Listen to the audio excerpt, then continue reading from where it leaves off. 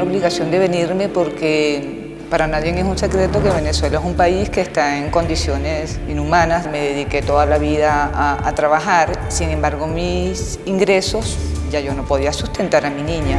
Se emigra por mucha violencia e inseguridad, huir de maltrato, como también huir por políticas, y se emigra por falta de oportunidades. Marruecos no puede darme a mis niños todos que veulent buscar una solución por trabajar y ayudar a mis niños.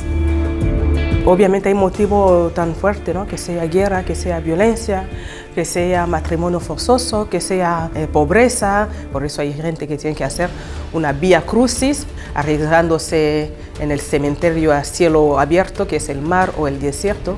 Entonces, pues bueno, por diferentes motivos.